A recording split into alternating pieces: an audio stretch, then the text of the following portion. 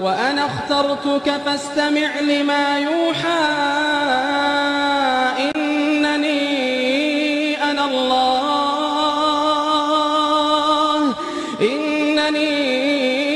أنا الله لا إله إلا أنا فاعبدني وأقم الصلاة لذكري إن الساعة آتية أكاد أخفيها لتجزى كل نفس بما تسعى